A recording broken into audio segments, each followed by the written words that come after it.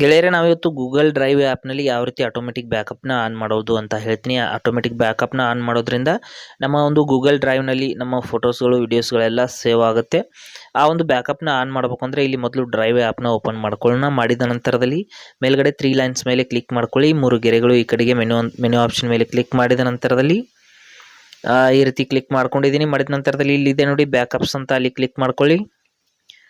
ನಂತರದಲ್ಲಿ ಇಲ್ಲಿ ನೋಡ್ತಾ ಇರ್ಬೋದು ಸ್ಟಾರ್ಟ್ ಬ್ಯಾಕಿಂಗ್ ಅಪ್ ಅಂತ ಒಂದು ಆಪ್ಷನ್ ಇದೆ, ಅಲ್ಲಿ ಕ್ಲಿಕ್ ಮಾಡ್ಕೊಳ್ಳಿ. ಯುವರ್ ಡಿವೈಸ್ ಕಾಂಟ್ ಬ್ಯಾಕಪ್ ಅಂದರೆ ನಿಮ್ಮ ಇದುವರೆಗೂ ಕೂಡ ಬ್ಯಾಕಪ್ ಆನ್ ಮಾಡಿಲ್ಲ ಅಂತ ಹೇಳ್ತಾ ಇದೆ. ಸ್ಟಾರ್ಟ್ ಬ್ಯಾಕಿಂಗ್ ಅಪ್ ಅಂತ ಇಲ್ಲಿ ಕ್ಲಿಕ್ ಮಾಡ್ಕೋತೀನಿ. ಮಾಡಿದ ನಂತರದಲ್ಲಿ ಇಲ್ಲಿ ನೋಡ್ತಾ ಇರ್ಬೋದು ಆಫ್ ಇದೆ ಸ್ನೇಹಿತರೆ.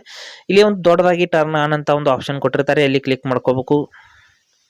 ಇಲ್ಲಿ ನೋಡಿ ಫೋಟೋಸ್ ಆ್ಯಂಡ್ ಅದರ್ ಡಿವೈಸ್ ಅಂತ 2 ಆಪ್ಷನ್ಸ್ ಇದೆ, ಎರಡನ್ನು ಕೂಡ ಆನ್ ಮಾಡ್ಕೋಬೇಕಾಗುತ್ತೆ. ಇಲ್ಲಿ ಟರ್ನ್ ಆನ್ ಅಂತ ಕ್ಲಿಕ್ ಮಾಡ್ಕೊಳ್ಳಿ.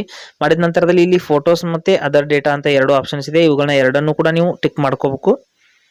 ಈ ರೀತಿ ಇದನ್ನು ಟಿಕ್ ಮಾಡ್ಕೋಬೇಕು. ಕೆಳಗಡೆ ಇರುವಂಥ ಆಪ್ಷನ್ಸ್ ಕೂಡ ಟಿಕ್ ಮಾಡ್ಕೋಬೇಕು. 2 ಆಪ್ಷನ್ನ ಟಿಕ್ ಮಾಡಿದ ನಂತರದಲ್ಲಿ ಕನ್ಫರ್ಮ್ ಅಂತ ಕ್ಲಿಕ್ ಮಾಡ್ಕೋಬೇಕು. ಮಾಡಿದ ನಂತರದಲ್ಲಿ ನಿಮ್ಮ ಡಿವೈಸ್ನ ಒಂದು ಆಟೋಮೆಟಿಕ್ ಬ್ಯಾಕಪ್ ಅನ್ನೋದು ಸಂಪೂರ್ಣವಾಗಿ ಆನ್ ಆಗುತ್ತೆ. ಈ ರೀತಿ ನೋಡಿ 2 ಆಪ್ಷನ್ಸ್ನ ನಾನು ಟಿಕ್ ಮಾಡ್ಕೊಂಡಿದ್ದೀನಿ.